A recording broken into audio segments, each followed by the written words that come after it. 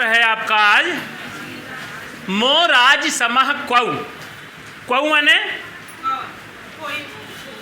यहाँ क्वौ माने कोई नहीं, यहाँ क्विप इसका अर्थ होगा क्विप प्रत्ययांत। क्वौ माने सप्तमी, और ये कैसा रहे?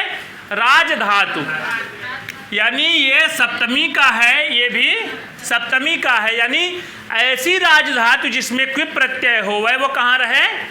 सप्तमी माने परे रहते।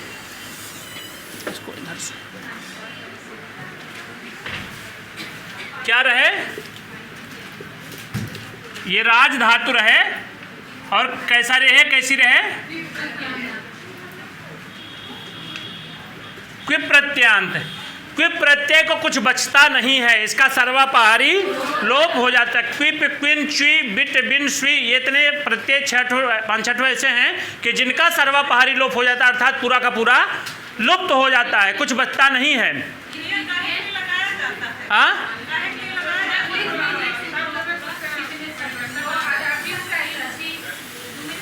क्विप, क्विन, च्वी, अरे ऐसे लिख लीजिए ना, क्विप, क्विन, च्वी, बिट, विन, स्विन।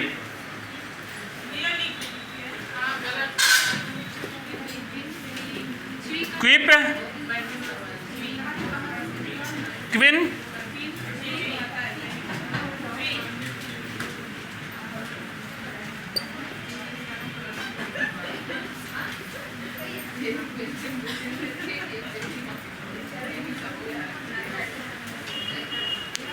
ठीक है। ये स्विन थोड़ा सा कन्फ्यूजन है कि कहीं कहीं स्विन, स्वी भी मिलता है, कहीं कहीं स्विन भी मिलता है। हाँ, विट है। कहाँ? इनका सर्वापहारी लोप होता है।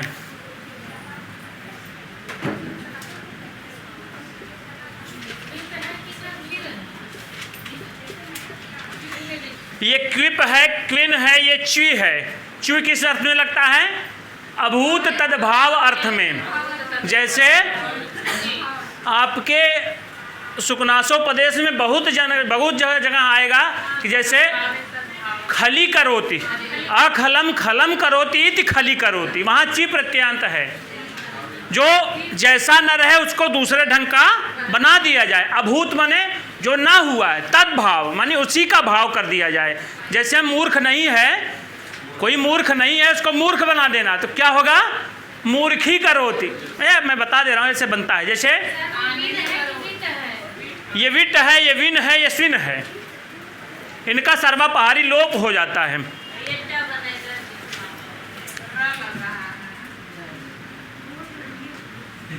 अब सही बा? बोल भी तो रहा हूँ।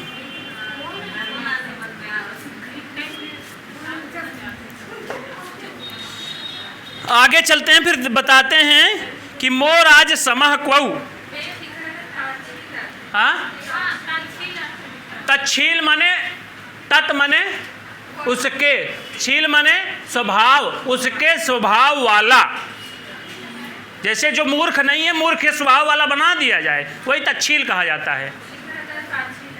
हाँ, ताच्छील्य वही है, मतलब उसके स्वभाव वाला। ठीक है, आगे आइए बताते हैं। जो 2 नंबर लिखे हैं, ख लिखे हैं, पेज संख्या 57 बाबू रामकृत व्याकरण प्रवेशिका पर। इसमें बताते हैं, लिख चुके ना, इसको आप लोग कमरे पर लिख लिया कीजिए, यहाँ लिखने वाला काम ना किया कीजिए। कमरे पर लिखेंगे, फिर कमरे पर लिखेंगे। कमरे पर लिखने के मतलब एक बार पढ़ करके आएंगे, यहाँ जब दोबारा पढ़ेंगे तो लिखेंगे, पढ़ने को केवल समझना है। यहाँ केवल समझने वाला काम कर दीजिए। फिर कमरे पर जाइए, उसको लिखिए, ना समझ में आए तो पूछिए। ठीक है, आगे बताते हैं। किंतु जब राज धातु परे हो, राज धातु कहाँ पर हो? परे, यानी इसके बाद हो, इसके पहले भी कुछ हो है, उसके बाद बता रहे हैं, तो उससे भी क्विप प्रत्यय जुड़ा हो। राज से क्या जुड़ा हो? क्विप प्रत्यय। तब पूर्ववर्ती सम के मकार को मकार ही रहेगा, अनुस्वार नहीं रहेगा। क्या नहीं होगा? सम है, सम क्या उपसर्ग है, क्या है? यहाँ उपसर्ग है, चूंकि राज एक धातु है। तो इससे सम उपसर्ग जुड़ा है तो क्या हो गया, यहां कौन सा नियम कार्य कर रहा है, मोराज समः क्वौ, कहता है कि क्विप प्रत्ययांत राज धातु परे होते सम के मकार को मकार ही रह जाए, सम के मकार को मकार ही रह जाए। अब बताइए यहां क्या हो जाएगा, समराज बनेगा क्या,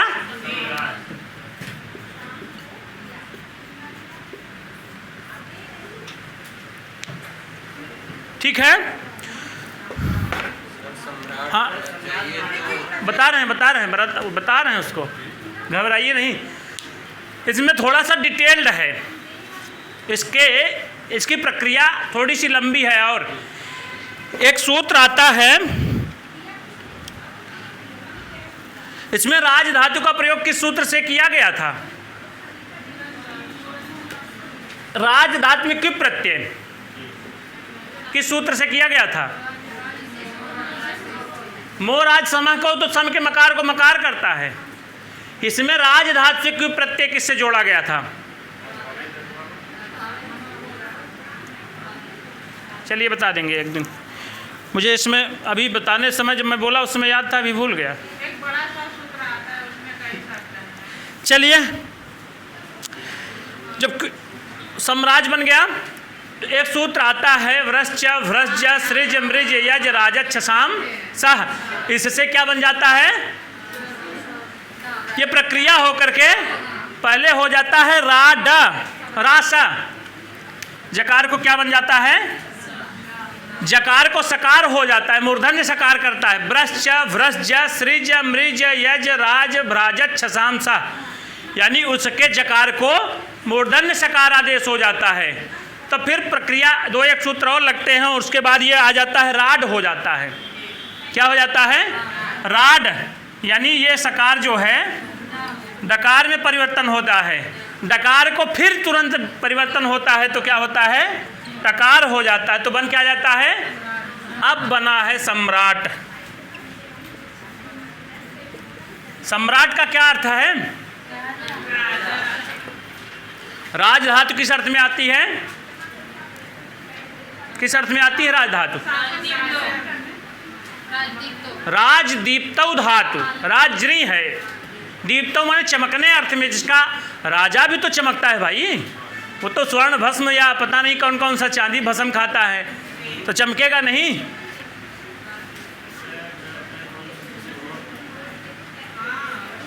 ये वाला टडा लघु सिद्धांत कौमुदी में बताएंगे तो ज़्यादा बेहतर रहेगा, यहाँ केवल इतना ही जानिए, ठीक है। हाँ सम्राटे याद, सम्राटे बनबा ही करेगा, लेकिन पहले बनेगा ज, फिर अंत में बनेगा ट, बनेगा सम्राट। सम्राट माने चक्रवर्ती सम्राट। चक्रवर्ती का क्या अर्थ है, चक्र माने चक्के के समान, वर्ति माने जो विवर्तित करता है, अपना राज्य पाठ फैलाता है, उसको चक्रवर्ती सम्राट कहते हैं। चक्रवर्ती सम्राट कौन था, दुर्योधन था कि दुष्यंत था, आया था ना वो, किसको आसन पर बैठा करके पुनः शांते पदम दौश्यंतिम अप्रतिरथम तनयम निवेश्य भर्ता तदर्पित कुटुंब बरेण सार्धम शांतम करिष्यसि पुनराश्रमे पदम पुनराश्रमे अस्मिन्। चलिए, इसमें कोई दम नहीं, दो तीन सूत्र एकदम सरल ही सरल हैं, इधर देख लीजिए। अब वाला जो सूत्र है, मोराज समः को करता क्या है कि सम के मकार को मकार ही रह जाए, अनुस्वार का निषेध कर देता है, बस ये जानिए, ठीक है। अनुस्वार नहीं होगा, जैसे सम से राट प्रत्यय, यहाँ राट सीधे ही बना दिए हैं, लेकिन राज धातु है, राज को राजच्छ सामसा से उसको सा हुआ, सा को डा हुआ, डा को टा हुआ, ठीक है। किसमें, हाँ तो बनेगा वही, चूंकि जब इससे जुड़ रहा है पहले इसका कार्य हो जाएगा तब इसके साथ कार्य होगा। हाँ सही है, कोई दिक्कत नहीं है, राजव लगा देंगे तो कोई गलत नहीं है, ठीक है, लेकिन ये कैसे हिल रहा है? ठीक है, ये समझ में आ गया। इसके पहले वाला सूत्र आप लोग पढ़े थे, अनुस्वार से यही परसवर्ण मोनुस्वार अनुच्चा पदांत झलि और वा पदांत, ये कल आपको समझ में आ गया था। हाँ,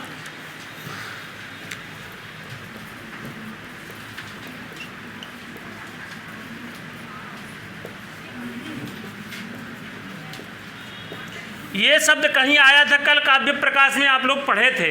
अभी प्रवीण भाई जी ने पूछा था, कहाँ आया था?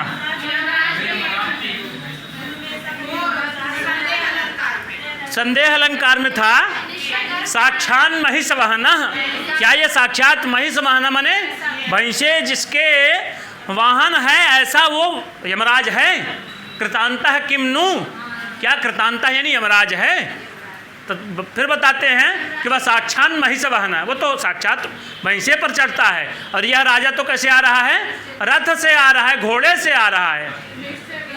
तो यहाँ संधि का कार्य ही हुआ है कुछ। कैसे बना है?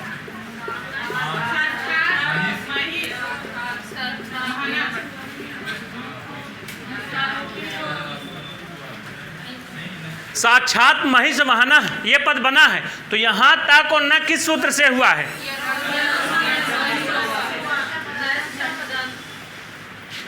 सोच लीजिए। नश्य मत्स्य अपदांत, वो अपदांत की बात करता है। तो साक्षात में तो पदांत है, तब बताइए आप लोग। यरो अनुनासिके है, यरो अनुनासिके नहीं है। क्या है? यरो अनुनासिके, नुनासिको वाह। यरह माने यर प्रत्याहार को अनुनासिके परे, अनुनासिक परे में होने पर उसको क्या हो जाए? इसका अपने वर्ग का अनुनासिक वाला पंचमाक्षर हो जाए। तो ता का पंचमाक्षर क्या है? न है, तो यही ता का न हो जाएगा। ठीक है, तो साक्षात महिष वाहन में कौन सा समास है? समास भी बता दीजिए, कैसे बनेगा? पहले तो इसी में बना लीजिए, महिष वाहन में। महिषः वाहनः यस्य सः, तो बहुरी बना, तो साक्षात उसमें जोड़ दिया गया। साक्षात माने साक्षात सामने ही महिष वाहन है, सामने जो आ रहा है साक्षात महिष वाहन है, यानी महिषा। महिष माने भैंसा, और महिषी माने भैंस भी होता है, रानी भी होता है।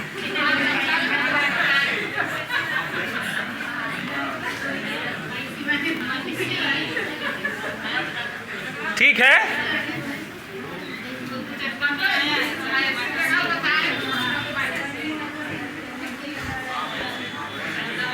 कोई आपको महिषी कह दे तेकर मतलब ये ना समझिएगा कि रानी का अर्थ भैंस, उनसे पूछ लीजिएगा महिषी माने कौन अर्थ में कहा था। ठीक है, आगे चलिए। आगे तीसरा नंबर जो लिखा गया है, रसाभ्याम नोणा समान पदे, इसके बाद लगा दिए हैं अटकुपांगनुम व्यवायेपि।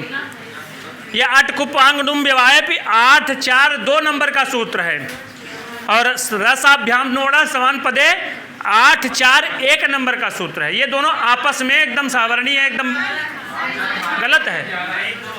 वो 8 4 2 है, बना दीजिए उसको 8 4 1। इसके पहले रसाभ्याम नोणा समान पदे वाला है 8 4 2। ये सूत्र कहता क्या है कि किसी एक ही पद में समान पदे माने, इसको लिख देते हैं। हाँ, किसका? रसाभ्याम नोणा समान पदे का 8 4 1 है, अटकुपांगनुम व्यवाय का 8 4 2 है।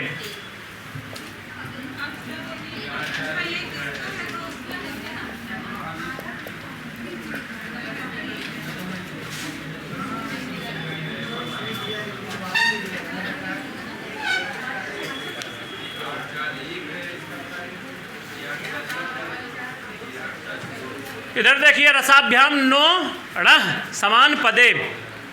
नो माने ये षष्ठी विभक्ति का है, णः माने प्रथमा का है, समान पदे में सप्तमी है। रसाभ्याम इसमें है क्या? षष्ठी बहुवचन। षष्ठी बहुवचन की पंचमी?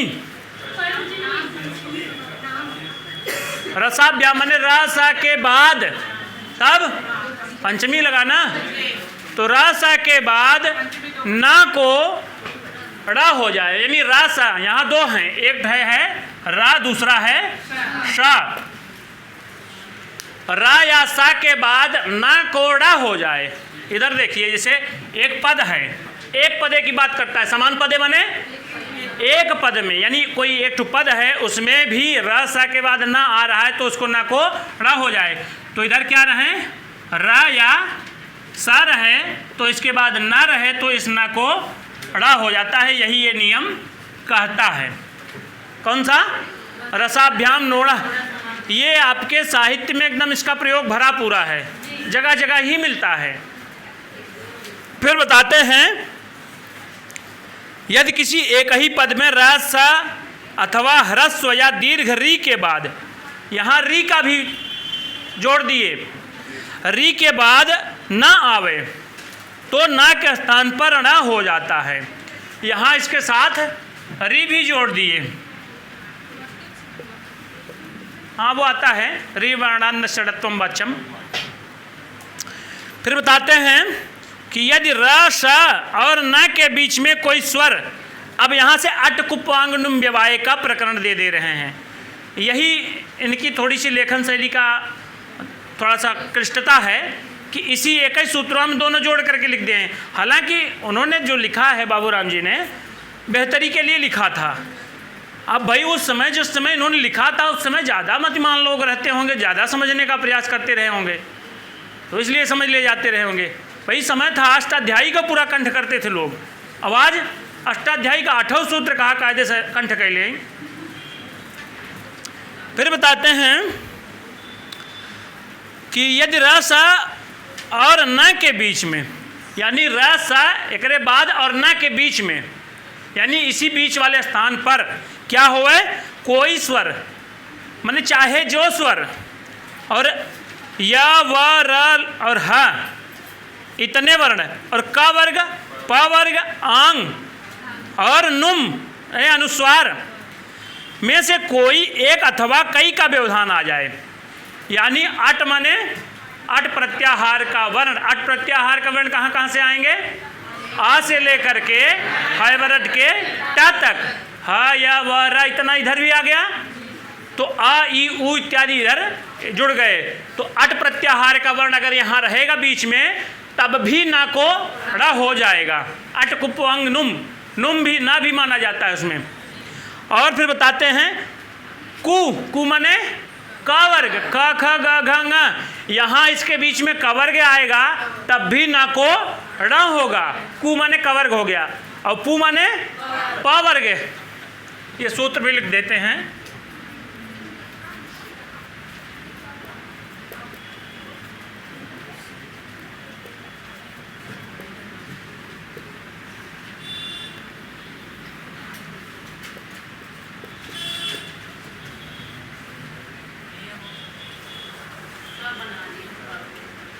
हाँ अच्छा, हाँ यह है अट माने अट प्रत्याहार का वर्ण, कु माने कवर्ग, और पु माने वर्ण लिखा रहा है पवर्ग, और आंग यानी आंग, और नुम व्यवायपि, व्यवाय माने व्यवधान होने पर, अप माने भी, इनका अट माने स्वर और हैवरट का ट तक के वर्णों का व्यवधान रहे, कवर्ग का व्यवधान रहे, पावर्ग का व्यवधान रहे, आंग का व्यवधान रहे, और नुम, इनका व्यवधान होने पर ये व्यवधान कहाँ आएगा? इसी बीच में आएगा, र स के बाद और न के बीच में। यहाँ चाहे र रहे चाहे स रहे, एक को लेना है, ठीक है। तो इसके बाद अगर ना आ रहा है तो इसके बीच में अट, क वर्ग, प वर्ग, आंग और नुम इनका व्यवधान होगा तब भी ना को ड़ हो जाएगा। क्लियर है? सूत्रार्थ समझ में आ गया? भैया नुम मतलब यहाँ नुम का सीधा सीधा नुम आगम होता है एक ठो। यहाँ अनुस्वार को नुम ऐसे रहता है, यही है नुम। नुम का नकार भर केवल बचता है, उकार की और मकार की संज्ञा हो जाती है, वो लोप हो जाता है। यहाँ ता वर्ग तो कहे नहीं थे, तो नकार भी तो व्यवधान होने पर भी तो करेगा, वही अनुस्वार का उसको माना जाता है। फिर बताते हैं कोई व्यवधान आ जाए तब भी ना के स्थान पर ना होता है, इस नियम प्रयोग को अड़त्व विधान कहते हैं। क्या कहते हैं? अड़त्व विधान। इसका उदाहरण है चतुर्धन नाम।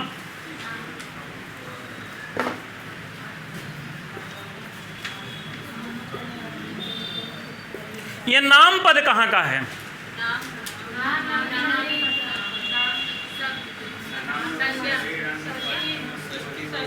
चतुर नाम कहाँ रूप बनता है? षष्ठी बहुवचन में कौन सा प्रत्यय लगता है? आम लगता है, तो यहाँ तो नाम है। यहाँ नुट का आगम होता है। किसका आगम? नुट का। नुट का कि नुम का? एक मिनट देख लें, थोड़ा सा लिखे थे।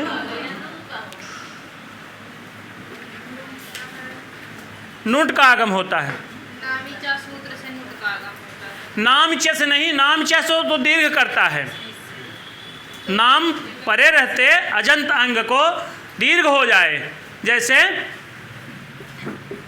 राम से नाम जुड़ा, यही नाम है, यही नाम है। नाम परे है ना, तो इसको आ को मकार को आ कर देता है, तभी तो रामाणाम बनता है। बनेगा क्या? रामाणाम ना। तो ये ना को रा हो गया, चूंकि इधर रा है, तो रसाभ्याम नोड़ इसमें भी है, यही लग जाएगा। यहाँ किसका किसका व्यवधान है? रा के बाद आ है, इधर माँ का है, इन दोनों का व्यवधान है, उसके बाद न है। तो इस न को रा में तब्दीली हो जाए इनका व्यवधान होने पर, यानी अट कुप्वांग नुम, इनका व्यवधान। अपू माने पवर्ग, प फ ब भ म, तो यहाँ पू माने पवर्ग का व्यवधान तो है, तो इसलिए इसके स्थान पर ना ये अड़ा हो जाए तो राम बन गया। तो माँ को दीर्घ कैसे हो गया? वही नाम से। ये अजंत को, जो अदंत अंग है, उसको क्या करता है? दीर्घ कर देता है। ठीक है। अब यहां देखिए, इधर क्या है? नाम है। तो व्यवधान यहां किसका दिख रहा है?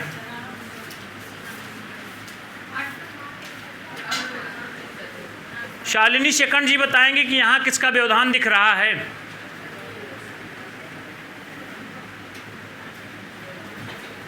यहां रकार है, इधर नकार है, तो यहां किसका व्यवधान दिखाई दे रहा है? हाँ, तो कहें आप लोग शांत हैं एकदम। कहाँ व्यवधान है किसका?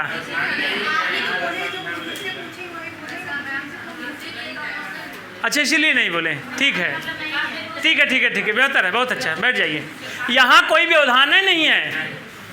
यहाँ नुट का जो ना है, उसके पूर्व में कोई व्यवधान है ही नहीं है। न तो अट है यहाँ, न तो कु माने कवर्ग है, न तो पू माने पवर्ग है, न तो आंग है, न तो नुम है।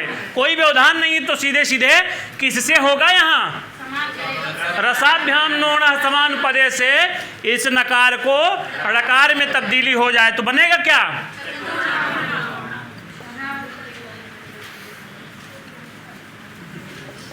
तो ये रकार कब तक ऊपर जाएगा? जब तक कोई स्वर नहीं पा जाएगा। तो बनेगा क्या? चतुर्नाम एक रूप और बनता है, इस अड़ा को वित्त वाला।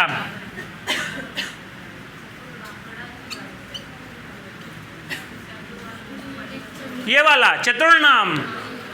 ठीक है, ये समझ में आ गया। रसाभ्याम नोणा समान पदे कितना सरल है। कितने दिन से माथा पच्ची करते थे कि अट को पुआंग नुम लगेगा कि रसाभ्याम नोणा लगेगा। किसी को भ्रांति थी अब तक? किसको किसको दूर हो गई अब? हाँ, संधि का नियम नहीं पढ़े थे पीछे? एक अनस लगता है, एक गमो गमो है, उसका गमो वटवान गमो में दो नियम वो तो तीनों गमो है। गमो यानी गम प्रत्याहार का वर्ण रहे तब करता है। अचो रहाभ्याम वे अचह पराभ्याम रेप हकाराभ्याम यरो द्वे वास्तः, तो इसी से होगा।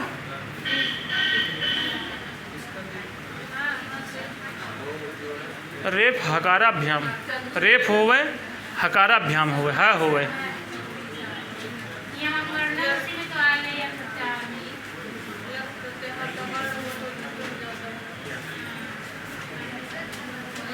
अभी देख लेंगे, इसमें जस्ट सूत्र नहीं उठ पा रहा है तो क्या बताएं। ये हो गया, चतुर्नाम हो गया। चलिए इसको हटा दिया जाए। और कोई उदाहरण है इसमें? हाँ, पूस धन नाम।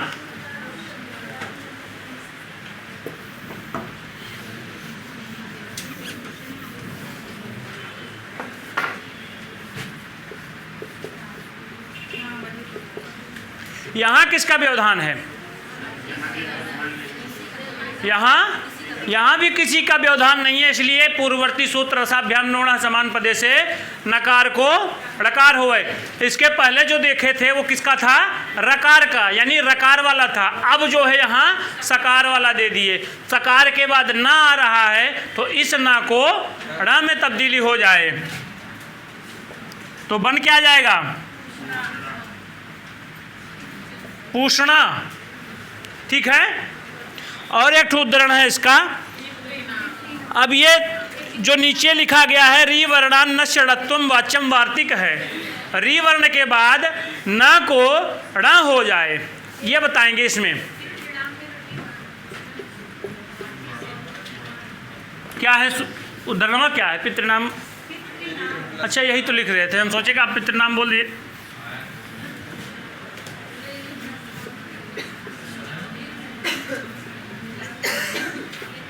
हाँ, अब यहाँ बता दीजिए, इधर री पहले है कि ता पहले है?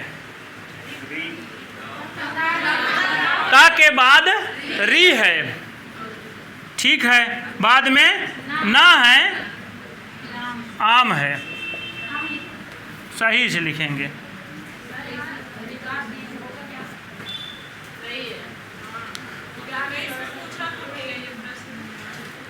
बता रहे हैं, अभी कुछ लोगों से पूछने दीजिए, प्रश्न अभी हम बताए भी हैं। इधर क्या है? रिकार है, बाद में नकार है। तो री वर्णान न षडत्वम वाच्यम, री वर्ण के बाद इधर लिख दिए हैं, री के बाद ना आवे तो ना को क्या हो जाए? ण हो जाए। तो ये इधर री है, इधर ना है, तो किसके स्थान पर क्या होगा? तो इस ना को क्या हो जाएगा? ण हो जाएगा। तब क्या बन जाएगा?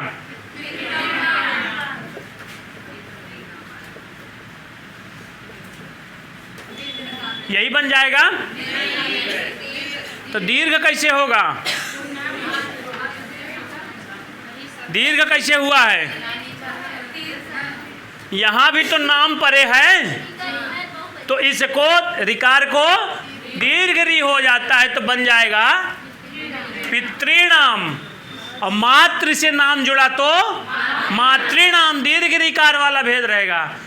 मातृ शब्द का द्वितीय व्यक्ति बहुवचन में क्या बनेगा? शालिनी जी बताएंगे।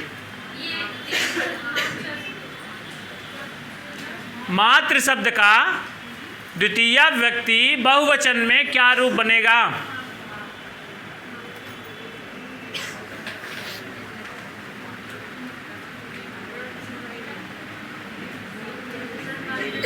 हाँ, द्वितीय व्यक्ति। द्वितीय व्यक्ति प्रथमा के बाद जो आती है, कैसे रूप चलेगा? रूप ही सुना दीजिए।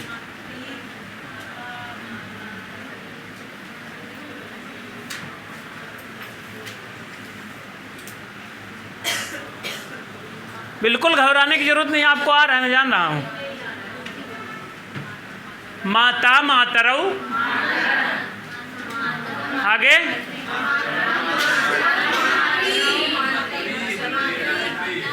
विशेष ध्यान रखिएगा, द्वितीय व्यक्ति बहुवचन में मातृ ही बनता है। ये शब्द रूप धातु रूप तो अभी आएगा, मान लीजिए अभी तो ईकारांत चल रहा है ना। हाँ बैठ जाइए।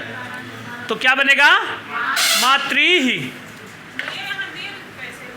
किससे कहाँ? यहाँ नाम च सूत्र है, नाम च नाम परे रहते इस रिकार को दीर्घ कर देता है।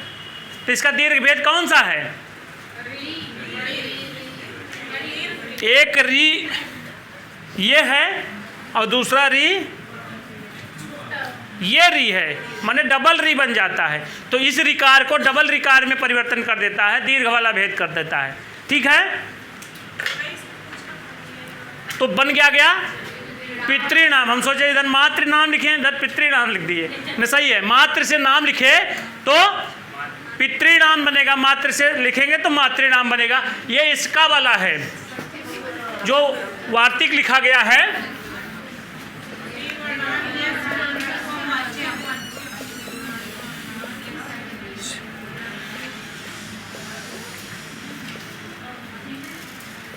जो ये वार्तिक लिखा गया है इसी का ये वो उद्धरण है। ठीक है, हाँ हाँ वैकल्पिक है। री वर्णान्नस्य रत्वम वाच्यम न को ड़ कहा जाना चाहिए ना, तो बन क्या गया? पितृनाम। ठीक है, आगे भी क्या है? मित्राधन्नी। तो ये एक पद, तो पितृनाम तो एक पद है ना, तो एक ही पद में तो हो रहा है, न कि एक पद इधर रहे दूसरा पद इधर रहे, दो पदों में नहीं, पद के मध्य में ही कार्य करता है ये। रसाभ्याम नोण इत्यादि। ये हो गया। आगे चलें, अगला क्या है? मित्राणी। मित्रा प्लस नी, इधर त र आ प्लस नी। नी माने पहले ना है। यहाँ किसका व्यवधान है ये बताएंगे अंकिता जी।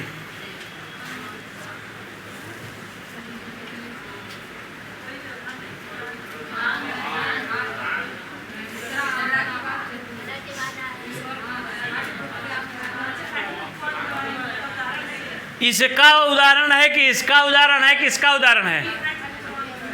ये इसका उदाहरण आंग है कि अ है? अट वाला आ है, आंग वाला आ नहीं है। यहाँ अट वाला, जो अट में अपने भेद सहित आता है अट प्रत्याहार का वर्ण ना, तो वही आ है। यानी नहीं, अट का व्यवधान है। व्यवधान होने पर भी न को क्या हो जाए? ड़ा हो जाए, तो क्या बन जाएगा?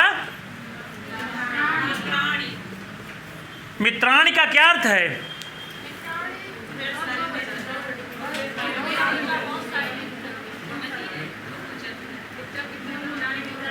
द्वितीय व्यक्ति में तो वो बनता है, कैसे रूप चलेगा?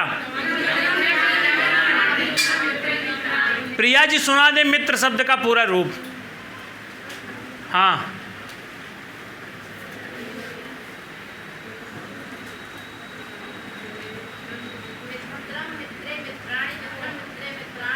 हाँ मित्रा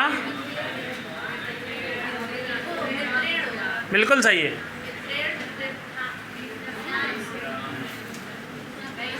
अरे रामय शब्द की तरह चलेगा, जैसे केवल नपुंसकलिंग में ऊपर वाले दोनों वचनों में थोड़ा सा वो डिस्टर्बेंस रहता है, दोनों सेम सेम चलते हैं। मित्रम मित्रे मित्राणि, मित्रम मित्रे मित्राणि, मित्रेण मित्राभ्याम मित्रई, ऐसे रूप चलेगा तो कहाँ कठिन है, बाकी रामवत चल जाएगा। तो मित्राय मित्रात मित्रस्य मित्रयो ऐसे बनेगा। हाँ बैठ जाइए। आप बता दीजिए कि मित्र क्या ऐसे भी रूप चलेगा? मित्र मित्रो मित्रा,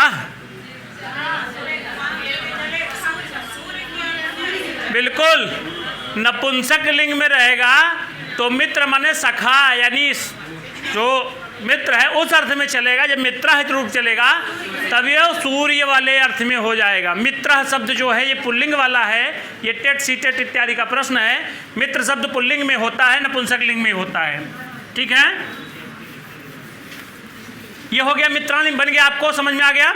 ये किस सूत्र से बना था? अट कुप्वांग नुम विवाह। इसको हटा दिया जाए। इसमें भी अट कुप्वांग नुम विवाह में रसाभ्याम नोड़ा इसका अनुवर्तन आता है। ठीक है। फिर एक और को उदाहरण है इसमें, द्रव्य धन्ना,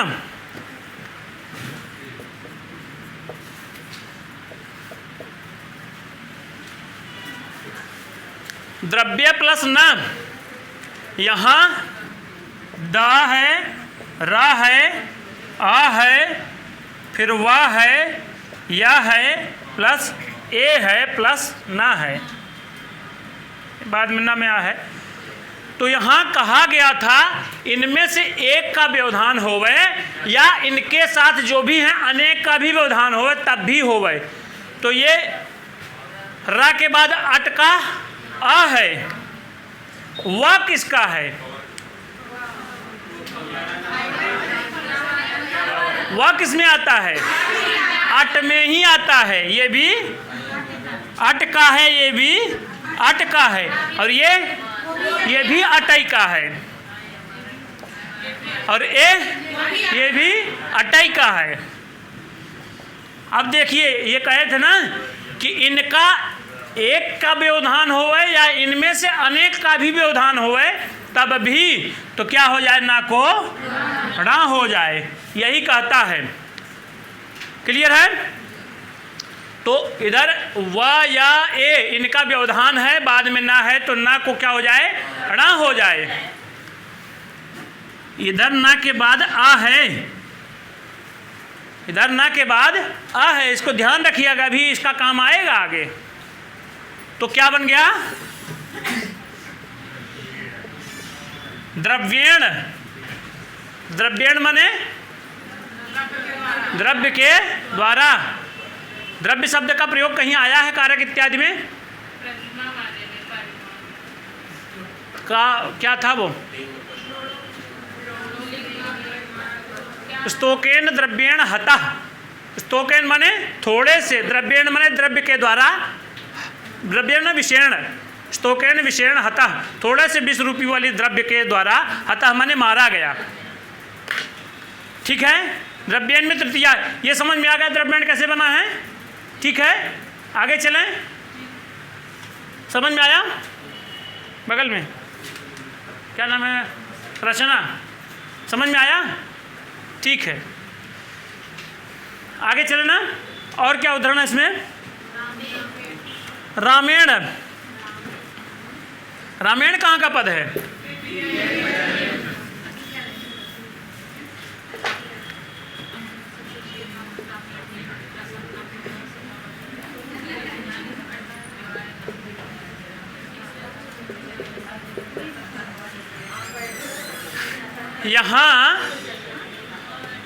यहाँ राम से जब टा लगा, टा को क्या हुआ था? टा को क्या होता है? एक तो सूत बता रहे थे टांग ओंग वाला, क्या था वो? राम से जब टा जुड़ा, टा को क्या हुआ था? इन हुआ था, तो बन क्या गया? आ इधर है, ई इधर है, तो आ ई मिल करके ये हो गया, रामेण बन गया। तो यही रामे और ना तोड़ करके अलग कर दिए हैं। तो रामे, उसके बाद ना है, उसके बाद आ है, तो इधर रा है, फिर आ है, और फिर वो माँ है, फिर प्लस ए है, तब ना है। इतने का व्यवधान यहाँ आ रहा है। ये व्यवधान किसका किसका है? देखते हैं क्या हो गया। ये आ अट वाला है, और माँ पावर का पा फा बा माँ, और ए ये अट का है। तो इतने का व्यवधान है। अभी तो अट ही अट का केवल दिखाए थे, इसमें क्या किसका किसका दिखा दिए? इधर अट का है, इपू माने पावर का है, फिर अट का है, तब इसको क्या हो जाए? ड़ा हो जाए। तो बन क्या गया? रामेण। रामेण माने राम के द्वारा या राम से।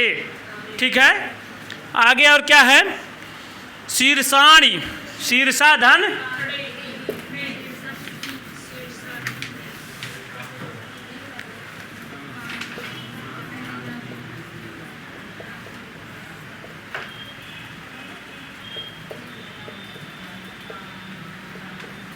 यही है।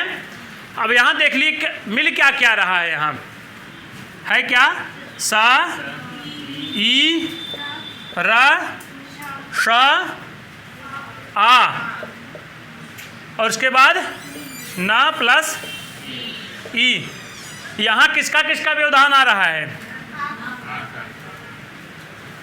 यहाँ रा सा दोनों आ गए हैं, यहाँ दोनों का प्रयोग दिखा दीजिए। फिर इसके बाद अट का व्यवधान है तो ना को क्या हो जाए, ड़ा हो जाए, तो बनेगा क्या,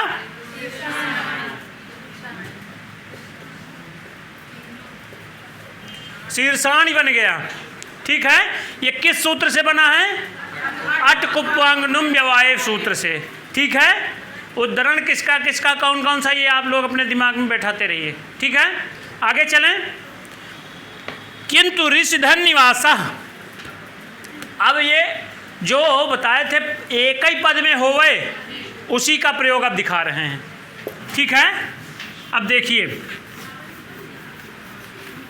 अब समान पदे का क्या अर्थ है, समान पदे क्यों कहा गया, उसको बता रहे हैं। जैसे लिखा गया है किंतु ऋषि निवासा, ऋषि निवासा, यहाँ ऋषि निवासा नहीं हो, क्योंकि ऋषि और निवासा दोनों अलग अलग पद हैं। एक है ऋषि निवासा, ये ऋषि अलग पद है, निवासा अलग पद है। यहाँ सकारोत्तरवर्ती ये है, री है, फिर उसके बाद स है, फिर ई है, फिर उसके बाद न है, उसके बाद ईवासा है। तो इधर अट का व्यवधान है तो न कोड़ा हो जाना चाहिए था, लेकिन समान पदे यहाँ नहीं है, इसलिए ऋषि निवासा के बजाय ऋषि निवासा ही बन जाएगा, जो आपकी पुस्तक में लिखा गया है ऋषि निवासा। ठीक है, अब किंतु, उसके नीचे लिखा गया है किंतु, किंतु पर 4 लिख दिया गया है। अब नीचे 4 नंबर में क्या लिखे हैं उसको देख लीजिए। पदांतस्य, ये दोनों सूत्र समझ में आ गए। कितना बज रहा है समय, समय समय 5-7 मिनट बाकी है ना। हाँ ठीक है, पदांतस्य, अब इसको हटा दिया जाए, इसको लिखा रहने देते हैं, यहाँ लिख देते हैं।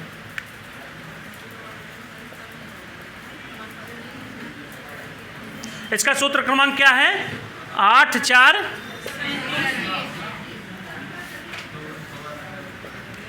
ये कुछ वो कर देता है, कौन, ऋषि निवासा वार्तिक है।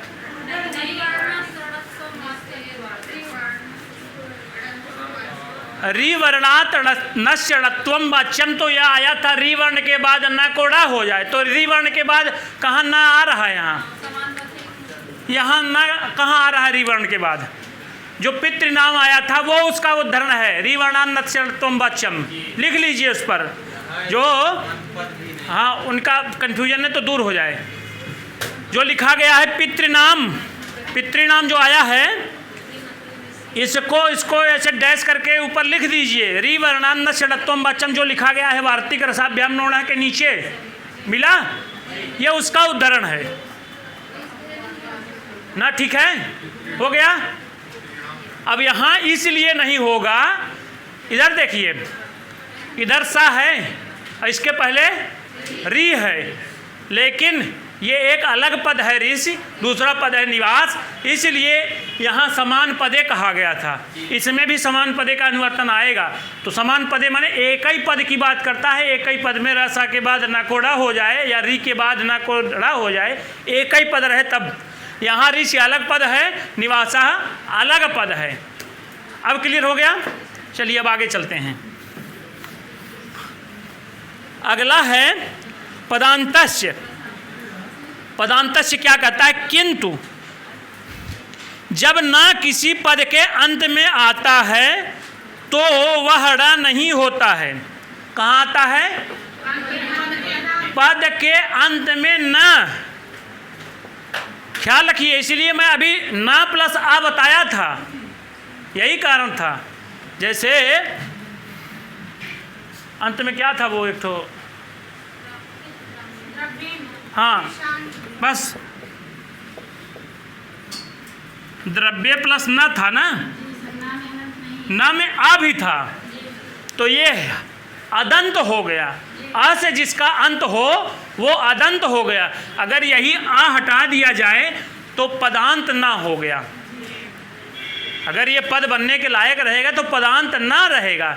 जैसे रामान द्वितीय व्यक्ति बहुवचन वाला, हाँ बता रहे हैं, आगे उसमें उदाहरण दिए हैं। यानी ये कहता है कि पद के अंत में ना कोड़ा ना होवे, बाकी ये सारी स्थितियां विद्यमान होने पर भी रसा के बाद या अटकुपांगनुम व्यवाये, इनका व्यवधान होने पर ये स्थितियां सारी रहें। यहाँ भी मैं देखिए ना को हलंत नहीं लिखा हूँ, स्वर सहित लिखा हूँ। अगर यही ऐसे लिख दिया जाए तब इसको नहीं यहाँ लिख दिया जाएगा, नहीं होगा। समझ में आ गया? यानी ये कहता है कि पदांत में यदि नकार रहे तो रस के बाद पदांत नकार को ड़कार में तब्दीली, लकार ड़कार में बदलाव नहीं होगा। ठीक है, किसी को कोई संशय इसमें? इसका उदाहरण ये है, जैसे उदाहरण से ज़्यादा समझ पाएंगे। उदाहरण क्या है? जैसे रामान द्वितीय व्यक्ति में बहुवचन में क्या रूप बनता है? रामान। रामान में ना हलंत रहता है, तो इधर रा है, इसके बाद आ है, फिर माँ है, फिर आ है, तब ना है एक पद। रसाभ्याम नोणा कहता था कि एक पद, यानी एक पद में रस के बाद ना को णा हो जाए, तो कंडीशन ये बताया।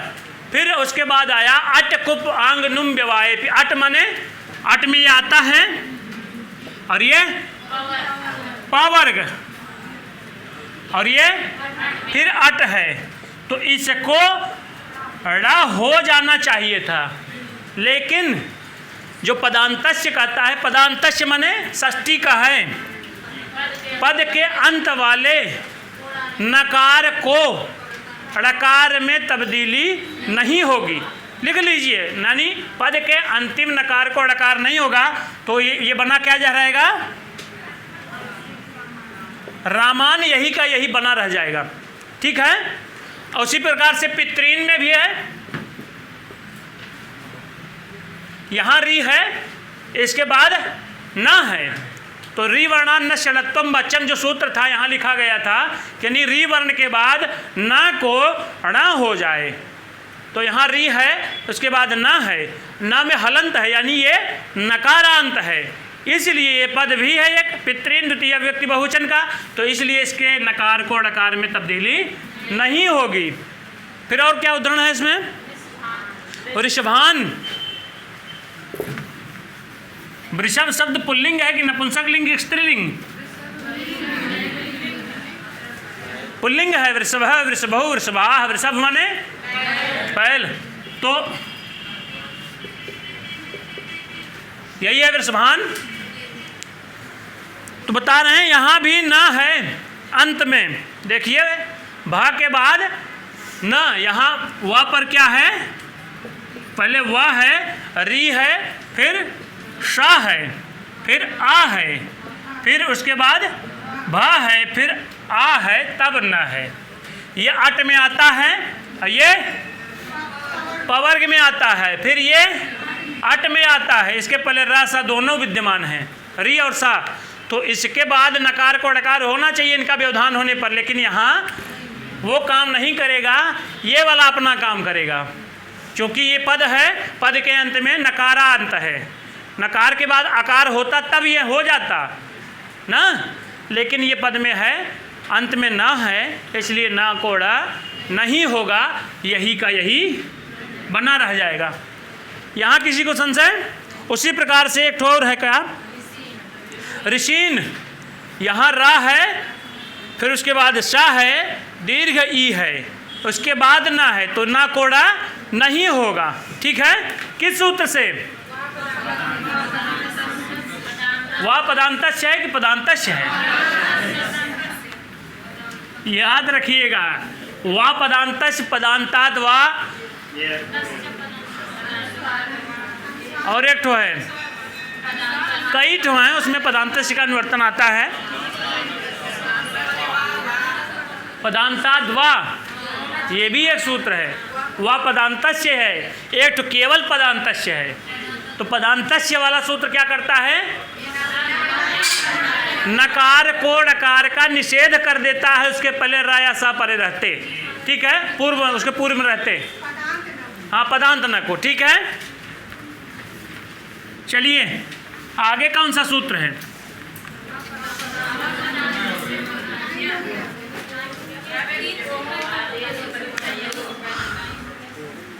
ये मूर्धन्यादेश करता है, अपदांतस्य मूर्धन्यः। अच्छा, मैं रात को भेजा था आप लोगों को ग्रुप में, वो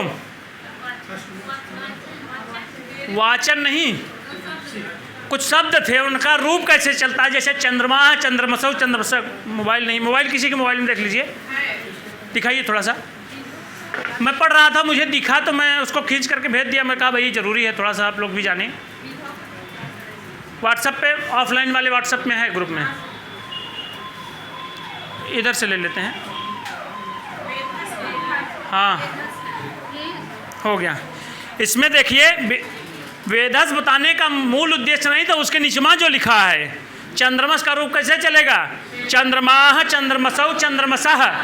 और दूसरा सुमेधा, सुमेधा का कैसे चलेगा, सुमेधा, सुमेधसौ, सुमेधसः, ये रूप चलेगा।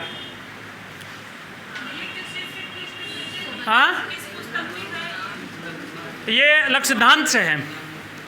और फिर सुमनस का है, सुमनस का कैसे चलेगा, सुमनाः, सुमनसौ, सुमनसः।